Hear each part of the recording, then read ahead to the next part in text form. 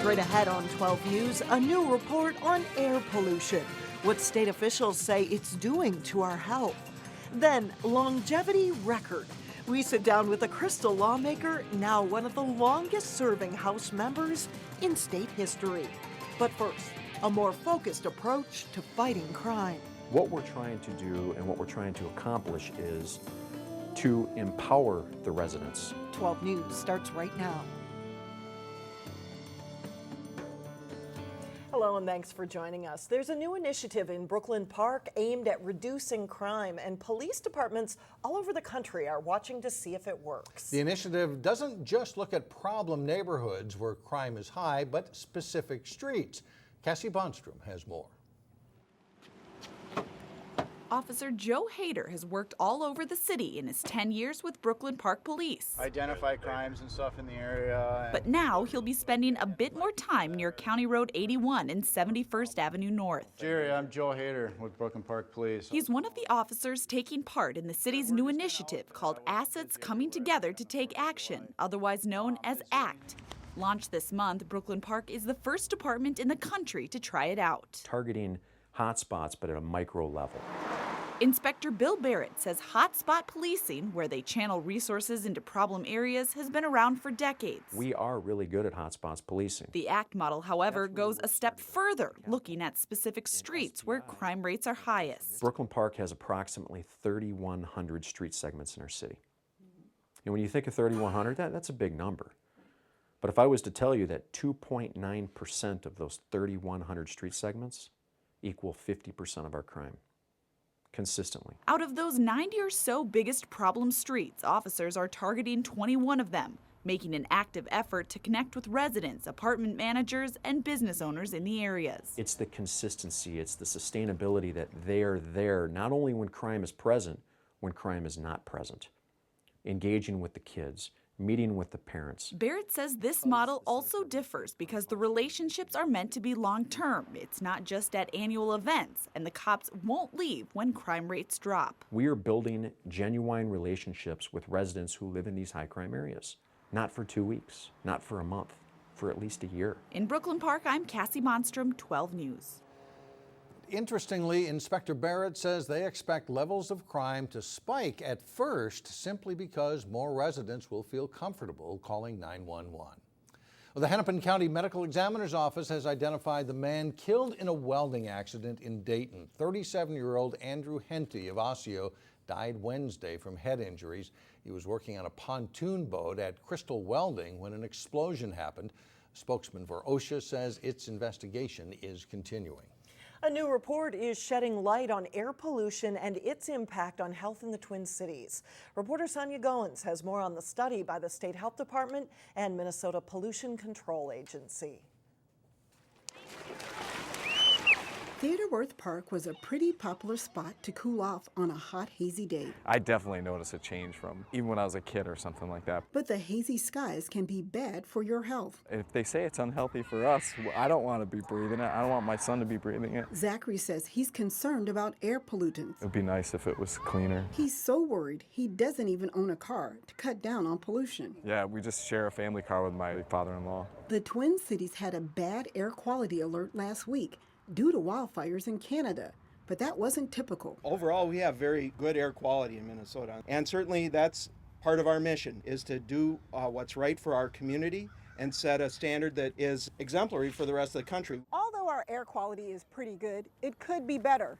According to this report, air pollution contributed to 2,000 deaths in 2008. The report, called Life and Breath, says those deaths were due to heart and lung problems caused by fine particles or ground-level ozone. Points out the fact that if you can reduce air pollution, it reduces the number of heart attacks and people dying from that. The report also looked at hospital visits for asthma and other lung conditions. I have allergy-induced asthma. Sarah Peterson says she takes precaution. I pay attention if the news report is that the air quality is poorer, then I'll probably make sure to take my inhaler. I hope we can come up with ways to somehow make it better for everybody.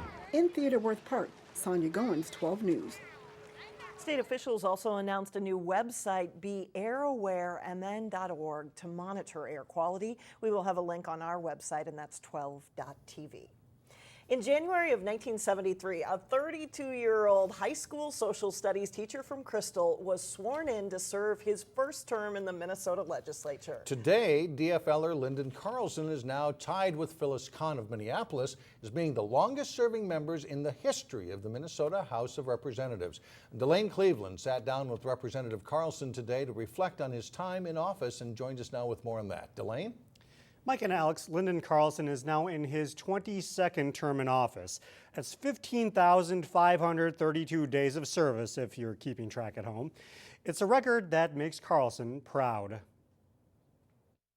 We sat at our picnic table and wrote out a press release that I was interested in running for office, and I would have never guessed that 43 years later I would be sitting here as the most senior member. Carlson spoke to us today at his home in Crystal. He says that in the years since he's taken office, he's witnessed a number of changes, from the facilities at the Capitol to the redevelopment of research teams available to lawmakers, to the now difficult ability to compromise with legislators from the other party. Yet even after all these years, he's still happy to serve the state. And this former teacher says one of his proudest contributions to Minnesota is the influence he's had over education policy. You know, Minnesota was just ranked the #1 state in the nation to do business. And one of our key strengths in that ranking was education. And I would like to say that I'm pleased that I was able to contribute to that over the 43 years that I was in the legislature.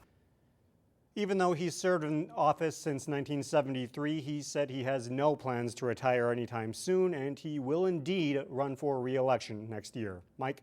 All right, Delane, thank you. Construction is underway for Brooklyn Park, a church community that has waited years for a permanent home. Ebenezer Community Church is taking shape at 93rd Avenue and West Broadway. Ebenezer has a large Liberian congregation and has grown to more than 400 members. It currently holds services at Park Center High School. Well, 55 years is definitely a long time to wait. But if you wait that long, you might as well make it a big event. That is the case at the Maple Grove Barnes & Noble, where local principals, authors, and politicians read portions of Harper Lee's To Kill a Mockingbird. They're anxiously awaiting Lee's second work, Go Set a Watchman, which goes on sale Tuesday. Lee actually wrote Watchmen in the 1950s before Mockingbird, which came out in 1960. But Watchmen was never published until now. We're just kind of excited around here. This is the literary event of the decade, they're saying. So we're really excited about being here and having the book available to everybody who wants to buy it. Book reviewers say Watchmen provides quite a twist on character Atticus Finch. Still ahead, a big wing battle shaping up. A Texas chain enters the market to take on Buffalo Wild Wings. Then later in sports, highlights from the big Gopher Classic American Legion baseball tournament. But first, this hot, steamy weather not going anywhere anytime soon.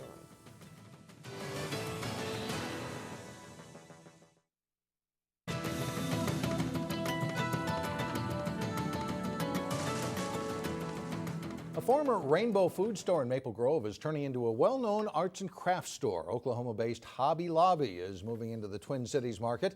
The Maple Grove store on County Road 30 is scheduled to open August 3rd. Hobby Lobby made national headlines 3 years ago when the privately held company sued the federal government over health care mandates requiring employers to cover emergency contraceptives.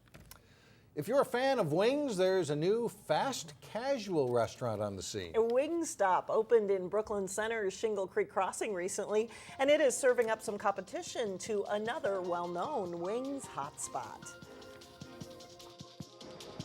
Headquartered in Golden Valley, the fast-growing Buffalo Wild Wings has long been king when it comes to wings. And we're just about ready to tip this thing off. But there's another player in the game making a move to win over Wings fans. This is the lemon pepper, this is the Cajun, this is the Louisiana rub. Dallas, Texas-based WingStop is a small dine-in or carry-out shop that recently opened its second Minnesota location in Brooklyn Center's Shingle Creek Crossing. We have a sauce that people love, that's why they come back.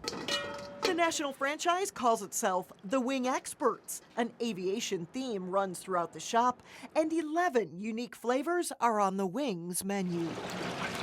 All food is made fresh to order. For wings, it's 14 minutes in the fryer.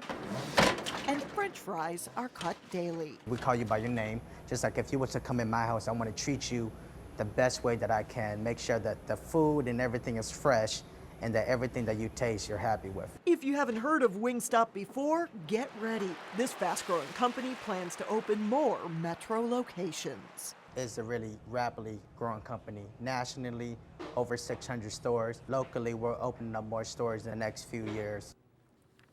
The Brooklyn Center WingStop will hold its grand opening on July 29th. Coming up, a little free library that's not so little. But first, get some advice about chipping in this week's golf tip. John Jacobson is in next.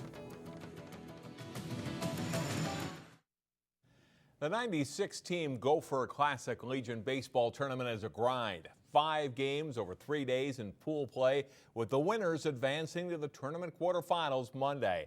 4-0 Maple Grove taking on an unbeaten Omaha Scott team Sunday, with the winner moving on. Bottom of the first inning, Jaden Rolls singles past third and into left field for a base hit. Isaac Collins scores, and it's 1-0 Maple Grove. Top of the fourth inning, Maple Grove pitcher Brett Schultz fans Omaha's Drew Kelly, stranding a runner at third, and the game remains 1-0. MG builds on its lead in the fifth. Matt Vogel hits a ball to right center field that drops in. Mike Wallace and Collins score on Vogel's big hit. They'd add another run to lead 4-0 after 5. Omaha starts to rally in the sixth. Ethan Hall scores in a wild pitch, the third of 3 runners to score in the inning, and it's a 4-3 game. Bottom of the sixth, Maple Grove's Max Marshall singles up the middle. Big 2-out hit, scoring a run. They lead 5-3 heading to the last inning. But Omaha has one more big inning in their bats. Brandon Anderson drives a ball to the gap in right center field, and this one clears the bases. Kyle O'Neill, the third of 3 players to score. Anderson's double caps a 4-run inning as Omaha Scott stuns Maple Grove 7-5 to win their pool. 3 other local teams did advance to the round of 16. Champlin, Wayzata, and Westphal Armstrong, which faced Lino Lakes this morning.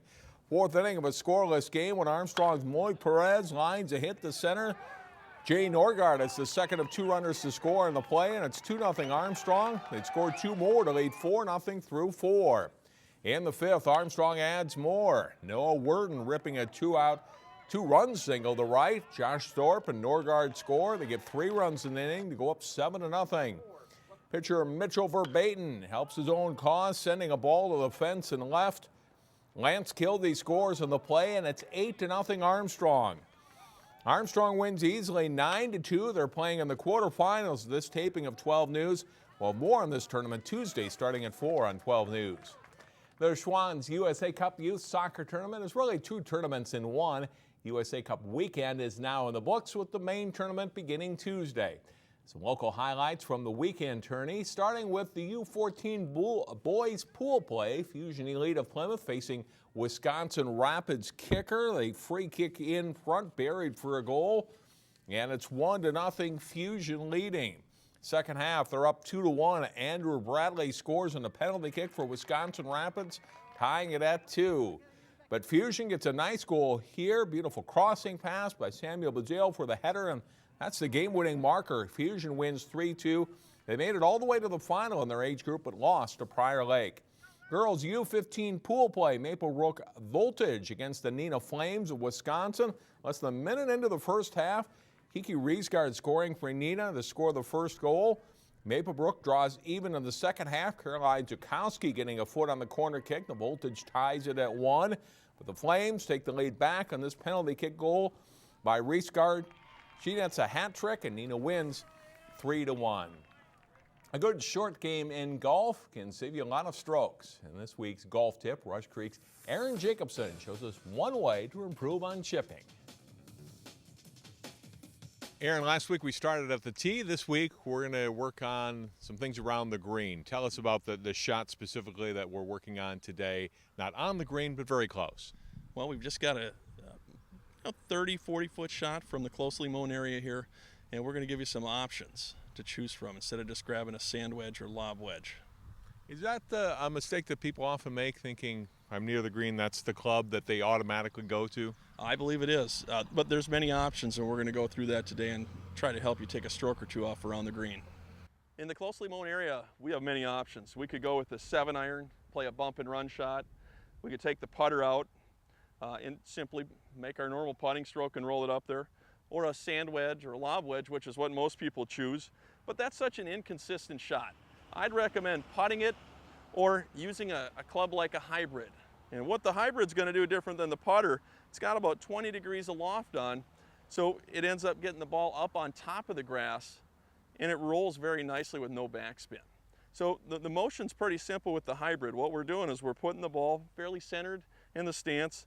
We're going to choke down, so a couple fingers around the graphite so it feels more like our putter, and we're going to go back and forth just like we normally would in our normal putting stroke. So let's try that with the hybrid and see how it works. Ball in the center, choking down. Normal putting stroke without a whole lot of wrist. Back and through.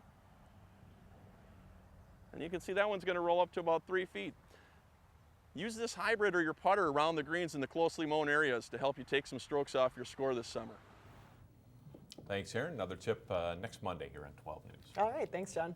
Still ahead, part sculpture, part library. See what's turning heads in downtown Robbinsdale. We'll be right back.